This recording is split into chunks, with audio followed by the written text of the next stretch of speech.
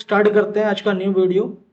तो हम लोग आज जानेंगे कि पीएफ क्या होता है, ईपीएफ क्या होता है, पीपीएफ क्या होता है।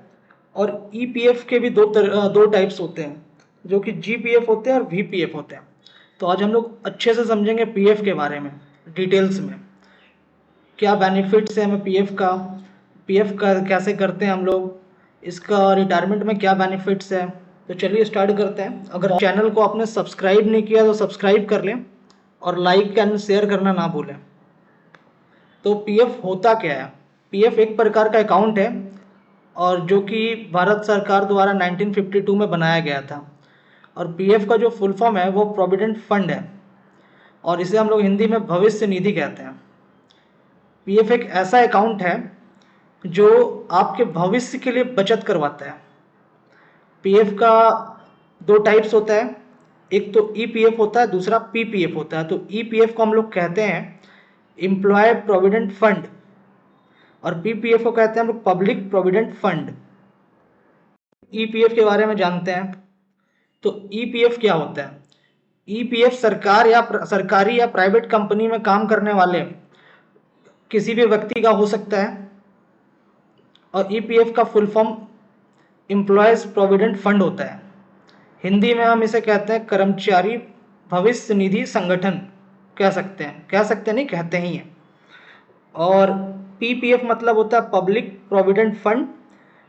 वहीं पीपीएफ आम आदमी या सामान्य लोगों के लिए होता है और पीपीएफ का full form public provident fund होता है और हिंदी में हम लोग इसे कहते हैं भविष्य निधि।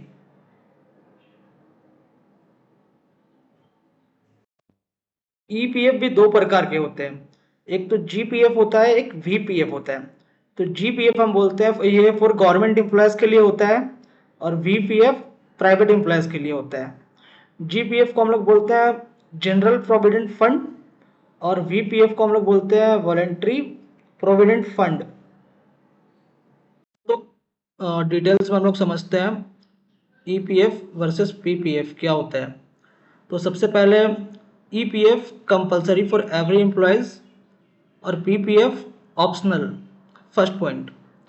और दूसरा जो है वो है कंपनी विथ 20 ईपीएफ में। मतलब इसका मतलब ये होता है अगर कोई भी प्राइवेट कंपनी में या गवर्नमेंट कंपनी में 20 से ज़्यादा एम्प्लॉयज़ है तभी उसका पीएफ अकाउंट खुलता है, EPF employees provident fund, otherwise नहीं।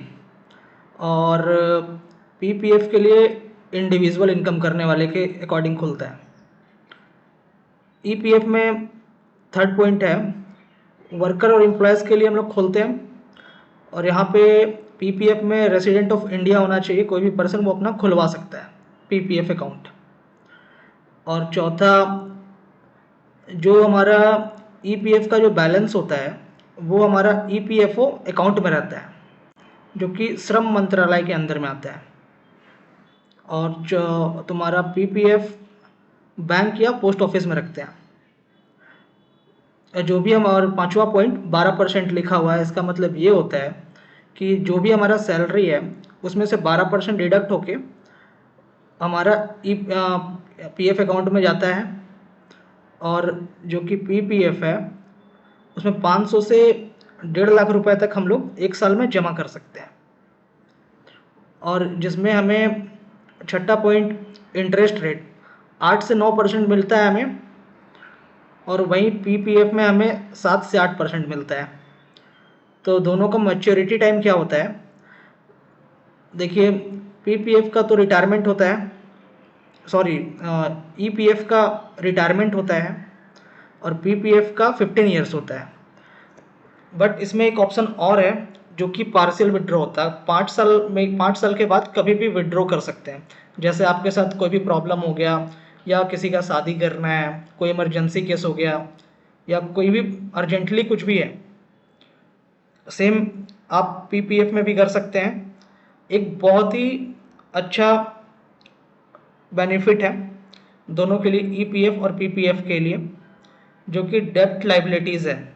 ये क्या होता है? अगर आपने किसी बैंक से 10 लाख रुपया लोन लिया और आप बैंक को वापस नहीं कर पाए लोन, तो बैंक कभी भी आपका जो भी ईपीएफ अकाउंट में जो पैसा है वो कभी डिडक्ट नहीं कर सकता है। इसका मतलब होता है डेब्ट लाइबिलिटीज़। और जैसे आप रिटायरमेंट आप 60 ईयर के हो गए, तो हो सकता है किसी के अकाउंट में 30 लाख 25 लाख जमा हो जाता है ईपीएफ पीपीएफ, तो इसमें कोई भी टैक्स आपको भरना देना नहीं है गवर्नमेंट को। ये टैक्स फ्री है, बिल्कुल भी टैक्स फ्री। तो थैंक यू दोस्तों, ऐसी बहुत सी जानकारी मैं आपको देते रहूँगा। तो मेरे चैनल को सब्सक्राइब करना ना भूलें, और इस तरीके की और वीडियो देखने के लिए चैनल को सब्सक्राइब करें और बेल आइकन बजाना ना भूलें। थैंक यू दोस्तों।